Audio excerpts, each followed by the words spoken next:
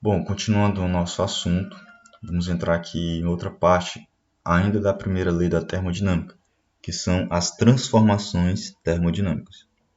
Então, ao estudarmos as leis da termodinâmica, vimos que a primeira lei enuncia que quando fornecemos calor para um determinado sistema, esse calor tanto pode ser absorvido pelo sistema, transformando-se em energia interna, quanto pode ser usado pelo sistema para realizar trabalho, expandindo-se ou comprimindo-se. Então, vocês lembram, no vídeo passado, nós vimos que dentro de um sistema, uma máquina, um motor, algo do tipo, quando recebe calor, vai variar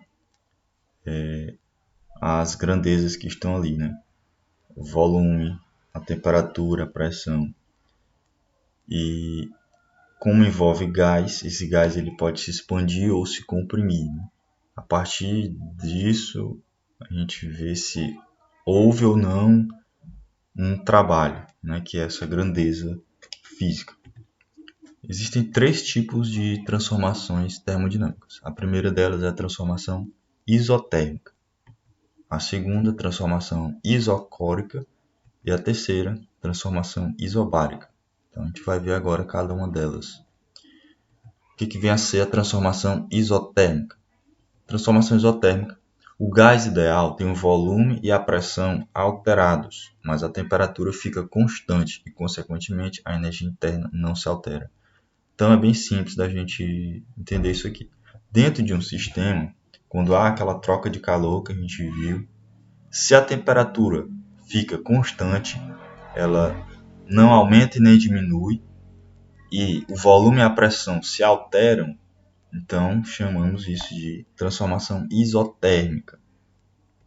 Dessa forma, quando fornecemos calor ao gás, numa transformação isotérmica, todo o calor é usado para a realização de trabalho.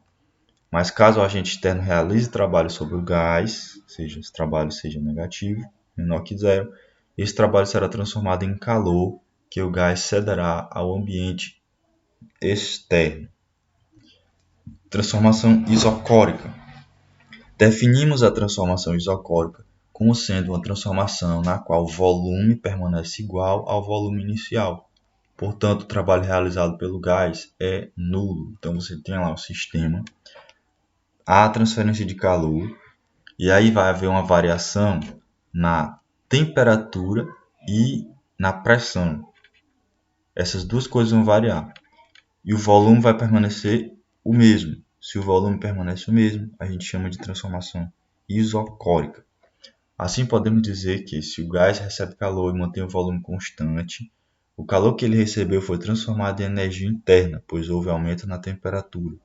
Agora, caso o gás mantenha o mesmo volume, mesmo ao ser resfriado, dizemos que o calor que ele perdeu foi igual à perda de energia interna.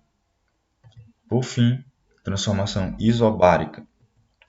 Transformação é dita isobárica quando sua pressão permanece constante. Então, o que vai variar aqui? A temperatura e o volume. A pressão continua a mesma. Se isso acontece, transformação isobárica. Numa expansão isobárica, o volume e a temperatura aumentam, né? Portanto, aumenta a temperatura e, consequentemente, a energia interna, esse ΔU. Numa contração isobárica, diminui o volume e a temperatura, o que acarreta diminuição da